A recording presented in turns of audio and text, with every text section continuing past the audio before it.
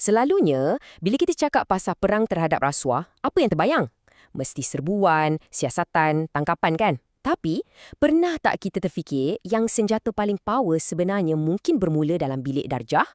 Hari ini, kita akan kupas pendekatan unik Malaysia ni melalui Kursus Integriti dan Anti Rasuah atau nama pendeknya KIAR.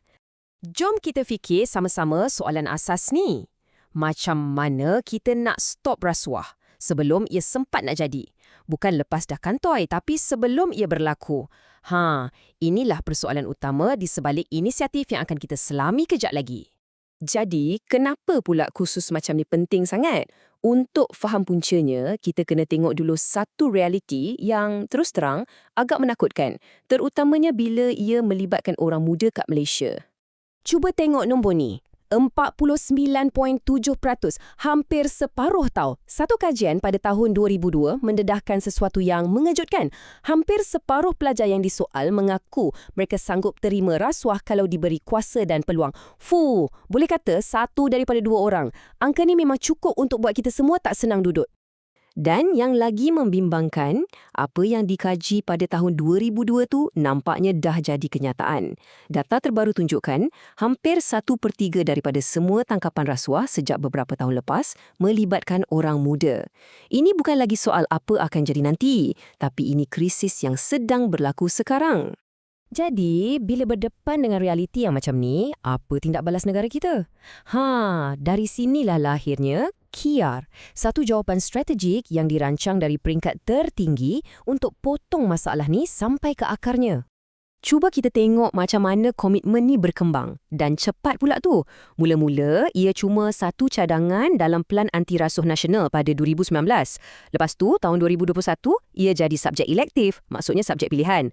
Akhirnya, pada tahun 2023, status dia dinaik taraf jadi kursus wajib.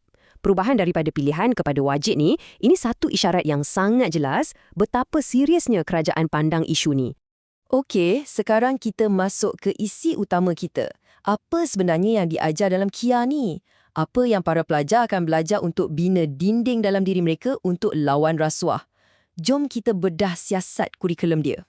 Kurikulum ni ada 10 modul teras. Senang cerita, kita boleh pecahkan kepada 3 bahagian besar. Pertama, bahagian asas dan kenapa ia penting. Faham apa itu integriti, kenapa rasuah tu benda yang jijik.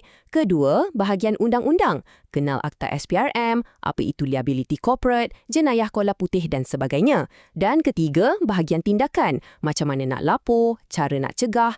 Jadi, ia bermula dari teori, masuk ke undang-undang dan terus kepada praktikal. Memang lengkap. Tapi, inilah bahagian yang paling menarik tentang KIAR. Ia bukan subjek biasa. Kalau setakat baca buku, hafal, lepas tu jawab exam, mungkin kesannya tak seberapa.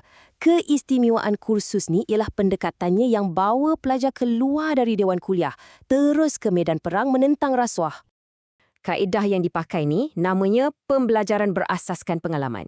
Konsep dia mudah je, tapi kesannya sangat mendalam. Cara terbaik untuk betul-betul faham sesuatu bukan dengan membaca, tapi dengan merasa dan melakukannya sendiri. Dan ini cara KIAR buat. Pelajar bukan setakat baca pasal SPRM, mereka jejakkan kaki sendiri ke pejabat SPRM.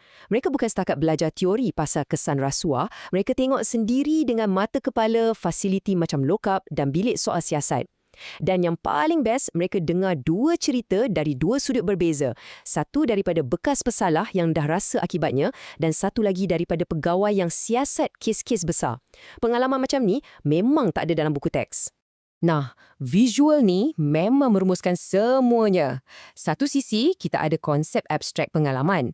Sisi lagi satu, kita nampak realitinya. Para pelajar duduk bersemuka, mendengar sendiri perkongsian yang sebenar. Inilah jambatan yang sambungkan teori dalam buku dengan apa yang berlaku kat luar sana. Dan bukan itu je tau. Ini bukan sekadar pasal lulus atau gagal subjek. Ada satu pengiktirafan yang sangat bermakna. Macam yang Ketua Pusurujaya SPRM sendiri cakap, pelajar yang cemerlang akan ditauliahkan sebagai pegawai integriti remaja bertauliah. Ini bukan sekadar sijil atas kertas. Ini satu mandat, satu status dan tanggungjawab yang mereka akan bawa bila dah habis belajar nanti. Jadi, bila kita dah tengok kurikulum dan cara ia diajar, Apa sebenarnya gambaran besar dia? Apa matlamat akhir di sebalik semua modul, lawatan dan sesi perkongsian ni? Jom kita simpulkan visinya. Pada dasarnya, matlamat Ki Airani jauh lebih besar daripada sekadar satu subjek di universiti. Ini adalah satu usaha untuk semai budaya integriti dari awal lagi. Tujuannya bukan nak lahirkan graduan yang hafal akta rasuah, tapi nak bentuk satu generasi pemimpin masa depan yang benci dan jijik dengan rasuah. Ini boleh kita katakan adalah satu projek pembinaan sahsiah negara, satu pelaburan jangka panjang untuk karakter Malaysia. Ini meninggalkan kita dengan satu soalan besar untuk difikirkan. Betul ke satu kursus macam ni boleh ubah masa depan sesebuah negara? Mampukah pendidikan jadi macam vaksin untuk penyakit rasuah? Mungkin hanya masa yang boleh jawab. Tapi yang pasti, ini adalah satu langkah yang berani demi masa depan yang lebih baik.